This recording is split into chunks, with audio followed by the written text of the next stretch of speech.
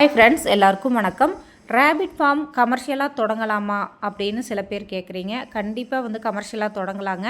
ஆனால் இதுக்கு நம்மக்கிட்ட சொந்தமான நிலம் இருக்கணுங்க. குறைஞ்சபட்சம் ஒரு 50 சென்ட்டு, 1 ஏக்கரா 2 ஏக்கரா அந்த மாதிரி இடவசதி சொந்தமாக இருக்கணும்.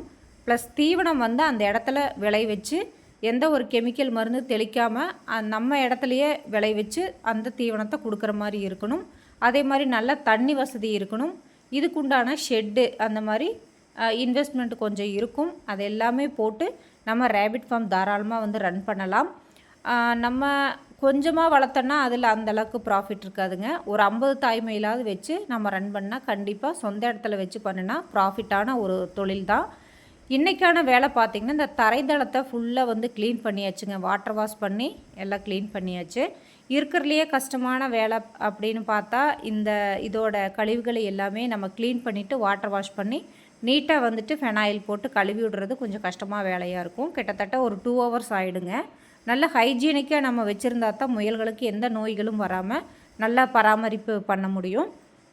இதுக்கு மெயினாக பார்த்திங்கன்னா, அந்த ஃபங்கஸ் ப்ராப்ளம் ஒன்று வரும் அந்த க்ளீன் இல்லாமல் இருந்தால்.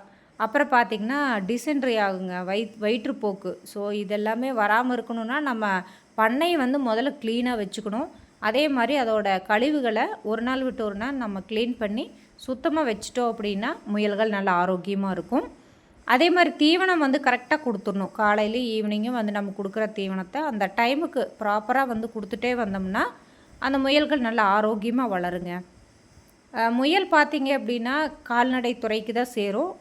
அதே மாதிரி ஆடு மாடு கோழியிலிருந்து இது கொஞ்சம் டிஃப்ரெண்ட்டான ஒரு டைப்பில் இருக்கும். இதுக்கு கொஞ்சம் ட்ரைனிங் எடுக்காமல் நம்ம இதை வளர்த்த முடியாது. கண்டிப்பாக இதுக்கு ட்ரைனிங் தேவை.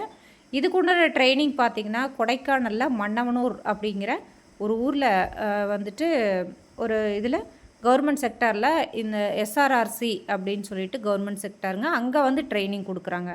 ஸோ அங்கே அந்த ட்ரைனிங் அட்டன் பண்ணிவிட்டு 3 டேஸ் ட்ரைனிங் அட்டன் பண்ணிவிட்டு ஃபார்ம் தொடங்குறது ரொம்ப நல்லது. குறைஞ்சபட்சம் ஒரு 50 தாய்மையிலாவது வச்சு வளர்த்தணுங்க. தேங்க்யூ.